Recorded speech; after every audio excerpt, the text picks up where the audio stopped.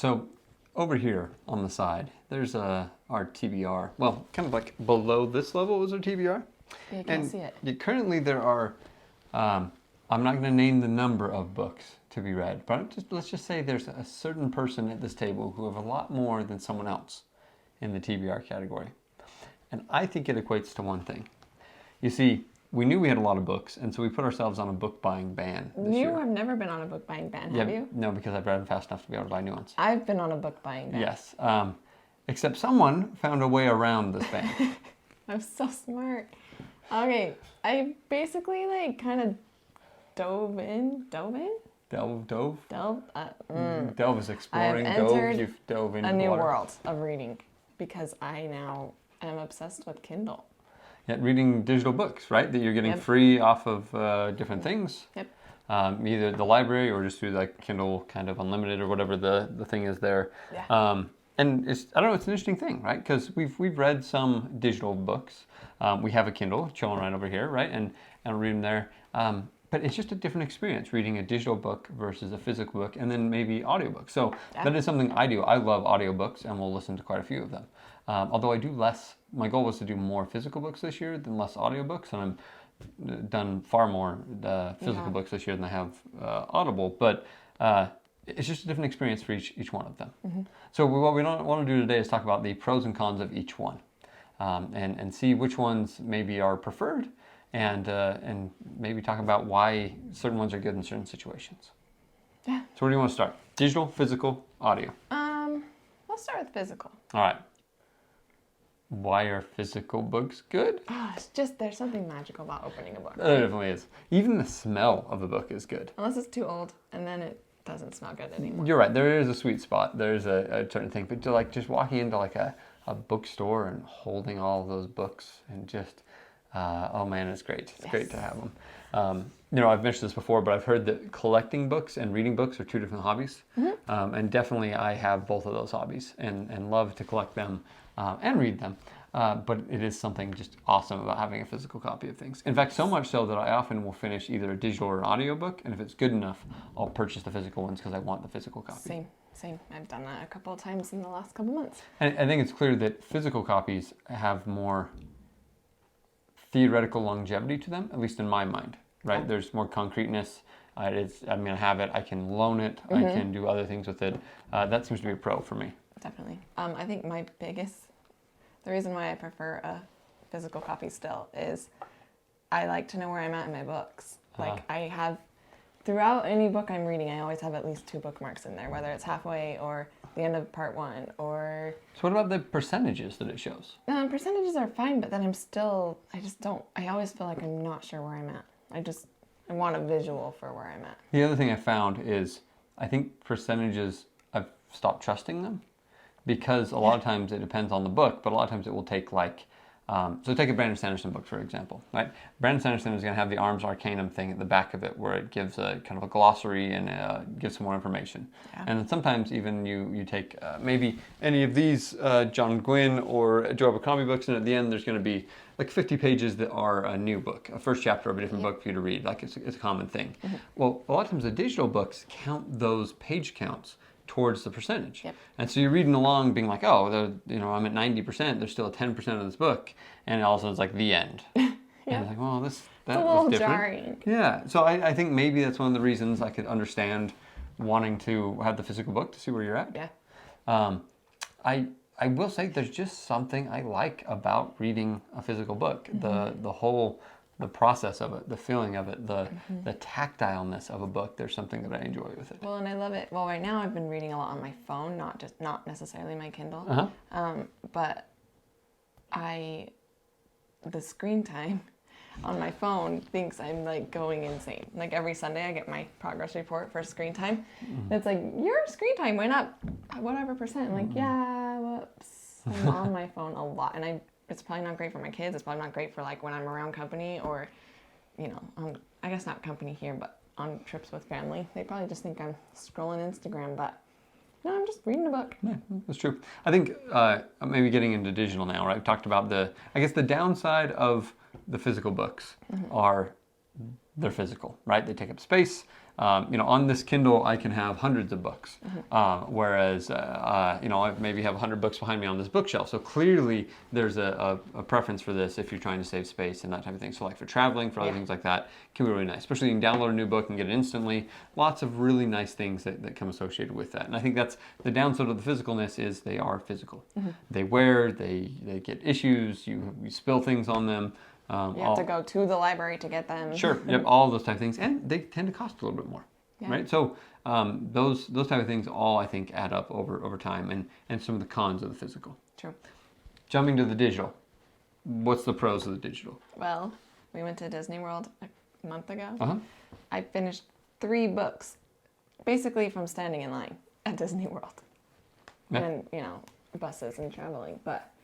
I think it's awesome. It's just there. It's always in my hand. And it's also nice because I don't get on social media a lot right now. And so I'm just, you have your phone with you. And so when I open it up, it's easy to just open it up and read a book instead of scrolling. Yep. So the portableness of it, right? So the cons of the physical book really are made up in the digital, right? So the fact that you can have a whole bunch there, the fact that it is portable, you can have it with you. If you have it on your phone, you'll probably always have a book with you, right? Like those are all there. A digital thing that I really think is cool. I don't really utilize it though, but I think it's really cool is the whisper sync thing that Amazon does between the Kindle and Audible, where it will keep track of where you are listening, and then when you open it up again, it will show you where you are reading. So if you jump between methods, like that's a really cool feature there. Cool. I also think the integration with things like Goodreads or stuff like that automatically is a cool feature, right? Where it automatically shows you what's being read, where you're at, tracks percentages, all those type of things. Something else I love on the Kindle is, and it happens less often in kind of fantasy books, but I see it often in business books or other things where you'll see what other people are highlighting. And you can be like, oh, tons of people like this sentence, and so do I, type of thing. But I do like that of when you can see like, oh, this is a well-loved part of this type of book. I like that too. I really love the dictionary portion of it. You highlight a word and it will tell you what the word means. I actually rely on that a lot because then when I go back to a physical book, I'm like, nah, I'm not going to look that up. It takes too long. So I've yet to see anybody do it, and I'm sure it is there, but for someone like a Brandon Sanderson or like a Robert Jordan, I think it would be interesting to be able to do that, like have it contextual for the world. So it's like, cool. Who is this person? I forgot. Highlight. Well, tell me a little more about it. I was just reading a book and I highlighted a name because I wasn't really sure how to pronounce it. So I was hoping that the name would pop up with like broken up and how to pronounce it. What it did is it told me who that character was, like the first sentence of that character in the book, where it's kind of like describing what they look like. That's what popped up. So yeah, really it is doing that. Yeah. But I think it's not all encompassing. It's more like what the first sentence is, like just reminding you where you heard them from. Okay. So that was really cool. Interesting. But it still would be really nice, especially some of these. Fantasy is really the only place I think that would really matter because you get these large world building type of things. But it would be nice to be able to just get the background really quick. Remind me a little bit about this city or this place or this person. Also with that is, I feel like it's hard. Sorry, this is a con. It's hard to like, wait, I want to go back to the first paragraph or the first chapter when it was talking about this, or where's that map? Like in the physical book, you can just like scroll through, and I'm always like afraid, like, okay, but if I lose my spot, like, it's really hard to travel inside of a book. Yeah, the maps are an interesting thing, right? From the physical to the digital, which is really just a problem in particularly fantasy books for the most part, right? So that is an interesting one. All right, so let's jump to audio. What are the perks of audio that are better than digital and better than physical? My number one perk for audio is I can go so much faster. I'm much faster. I can listen so much faster than I can read. Oh, interesting. And if I read and listen at the same time, then I can really cruise. So I think I listen and read at about the same speed. That's crazy. But what I find with audio that I really like is I can do it. I can listen in instances where I can't read. Yep. Driving in a car, great example, right? Working out, mowing the lawn. It is interesting what Audible and audiobooks have given me is the ability to consume more books in situations where I would never be able to read anyways. I know for a lot of people, audio has just replaced book reading altogether. For me, that's not what I want it to do. Yeah. I want it to be able to supplement my reading and give me hours a day of reading that I wouldn't be able to get normally. Yeah. And so, for common things are mowing the lawn for me, shoveling snow. We live in Utah. Shoveling snow is a very common one. Working out every day, right, is a common one to be able to do it. In fact, I've been playing a lot of basketball recently, which means I haven't been able to listen, and I love basketball, but it is that is the downside. Is man, I'm losing 3 hours of reading every day or every week from doing it, where that could get me through half of a book, right? And so that has been an interesting thing of trying to figure out where I can make it up. So I do really love those instances, and to me that's the biggest pro of those things. For sure. What are the downsides that you see? Downsides, well, this is a pro and a con, Okay. because a lot of the time I have a really hard time starting a book. It takes me like a while to just I don't care, and I'm just kind of bored, and I'd rather jump into something else where I know who the people are. I don't have to work at it. Audible's really good at you just plow through it. It's just going the same speed. You're not going to slow down. It just plows through it. But sometimes I plow through a little too much, or if I am kind of bored, I just will stop listening for a minute. Or you zone out, that type of thing, where you can't do that as much reading. I do think though with that is I think it's really good for my brain. I can actually really focus really well 97% of the time. I think it's really good for my brain that I can hone in and listen. And I think it's helped my skills.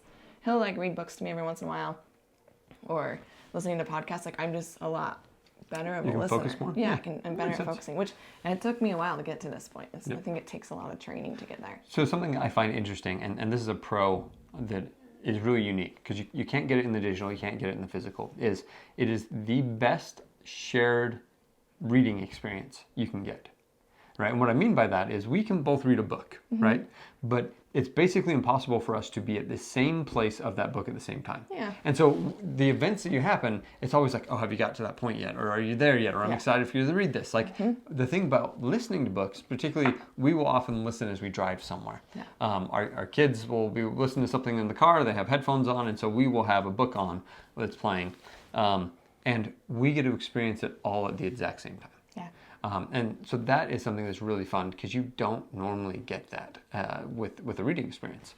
And I was thinking about this. I remember doing this exact thing, listening to a book and following along in a book in 6th grade. It was The Chamber of Secrets that our class was doing. And funny enough, I remember finishing the book way before everybody else, because I was sick of being slow and read it, so I just kept going and just read it and finished it. But it was still that shared experience. Everyone in the class got to have the shared experience of reading this book at the same time, which is an impossible thing with digital or with physical, that is only possible through Audible, which has actually been a great thing. I think we really enjoy it. We like going on road trips and doing those type of things, and I think one of the reasons we do is because it is book time. Right, we get to do it, and right now we're using that book time to get through some books that I've read that Jamie hasn't read, but I want to read again. A lot of Stormlight, Brandon Sanderson, which can be longer running and take a little bit of time. I'm excited to the point where we're getting into new books where neither of us have read. Although I'm a little worried that it becomes kind of that Netflix problem. We've never had that problem in our marriage where someone goes and watches the next episode without somebody else. I worry that might happen with the books. Yeah, I could see that happening for sure. Anyways, anything else we're missing? Pros, cons? I do think it's fun to have different narrators, and That's fun. Live action. What's the word I'm looking for? Where there's 7 different people for each voice. Yeah, I think about that as kind of live action type of thing. I But really have liked those. I haven't read very many of those. I kind of wish they did more of those, but I forget. I just I feel like I'm watching a movie. They just came out with an Elantris version of that, Cool. which would have been really cool. That'd be awesome. Anyways. Fun. Yeah, it's amazing. I kind of love having, right now I have one on my Kindle, one on my Audible. Yep. And then physical book. At any point I can pick up any book. I will admit, I really am not quite on the digital bandwagon. I've jumped on various times. I've read books on here multiple times. But oftentimes the reason I was jumping on here is because, and in particular, I guess going back a little bit more into poor college student days, I couldn't afford the physical books. Yeah. And so there were more free digital books, or pirated digital books, I think was part of it as well. Whoops. Careful, you just said that online. Oh no, people will know that I read a book about George Washington I didn't pay for. Darn it. So it actually has been awesome. I have kind of worked around my book ban, which actually is horrible because I haven't been reading my physical books because I've been reading so many library books from Libby onto my Kindle. So I'm reading content is awesome, but I'm not spending as much money on unknown books. So the other thing though that I will say is, I feel like, and you've been pretty good about finding digital books that you've wanted to read Yeah, already. they're all on my list. Yeah. I feel like there's certain genres that have leaned more digital, and you can find them a little better and cheaper or free than others. There's really not a lot of fantasy. Yeah, right. And so that is another one of it. Is like, well, I could pay $12 for the digital version or $12 for the physical version. I'm always going to leave the physical version. Yes. In that regard. But yeah, like Libby, if you look through my the library app that gives me my Kindle books, there's not a ton of fantasy. Yeah. So which might be one of the a downsides. dig at my library though. We have a pretty sad library. Yeah. We just need a fantasy library. I wonder if anybody does those. It's fantasy bookstores. Just do a fantasy library. Cool. Anyways. All right. Well, thanks for listening to us. Let us know what your favorite method of listening or reading a book is, whether it's Audible, audio, digital, something like the Kindle, or a physical book. We'd always love to know. And if there's a medium that you prefer and maybe a book you prefer in that medium, we'd love to hear about that as well. We really would. Thank you for watching. I'm Jamie. And I'm Blake. And we're Blamey. I guess so. We did that backwards. Oh well. Oh well. Bye. Bye.